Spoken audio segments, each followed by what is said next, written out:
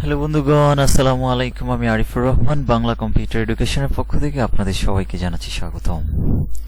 বন্ধুগণ, কেমন আছেন? আশা করি সবাই ভালো আছেন। আজকের এক্সেলের আমরা এবিএস ফর্মুলা নিয়ে আলোচনা করব।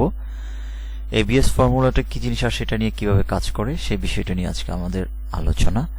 যাই হোক, দেখুন আমরা একটা আইটেম তৈরি করে রেখেছি, name of item keyboard buy price sales price. খুব ইজি একটি ফর্মুলা, আপনারা লক্ষ্য করলেই বুঝতে পারবেন যে কিভাবে কাজ করা যায়।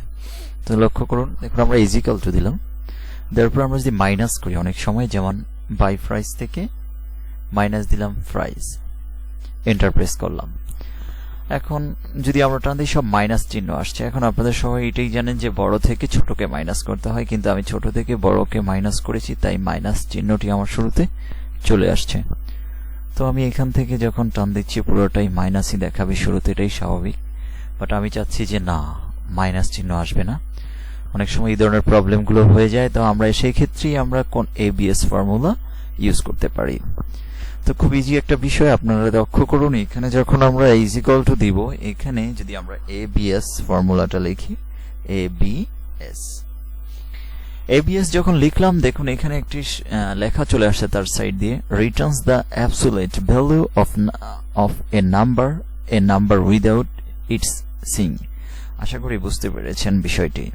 যখন আমরা এবিএস দিলাম, এবিএস দেওয়ার পরেই আমি নিয়ে নিলাম এবিএস বলছে নাম্বার। আমি ঠিক আগের মতোই ছোট সংখ্যাটাকে ক্লিক করে মাইনাস দিলাম বড় সংখ্যাটাকে দিয়ে, এন্টার প্রেস করলাম। দেখুন এখানে মাইনাস আছে, বাট এখানে কিন্তু মাইনাস নেই। আমি যদি এখন পুরোটাকে টেনে দেই, এবিএস ফর্মুলা আমার কমপ্লিট। তো আশা করি আপনারা এবিএস ফর্মুলার মাধ্যমে এইভাবে কাজ করে নিতে পারবেন। অনেক সময় আপনাদের এই ধরনের প্রবলেমগুলো হয়ে যায় যে মাইনাস চিহ্ন চলে আসে শুরুতে, বা মাইনাস ভ্যালুটা আসলে খুব বিরক্তকর, কারণ আমার ভ্যালু তো একই ঠিক থাকে, বাট যখন মাইনাস আসে তখন আমি বুঝতে পারি যে বড় থেকে ছোট করেছি। কিন্তু যখন এবিএস ফর্মুলাটা ইউজ করে ফেলবো, তখন আর এই ধরনের প্রবলেমটা হবে না আশা করি। ওকে বন্ধুগণ, আজকে এই পর্যন্তই এবিএস ফর্মুলা। ভালো থাকবেন, দেখা হবে নতুন কোনো এক্সেলের নতুন ভিডিও নিয়ে। আল্লাহ হাফেজ।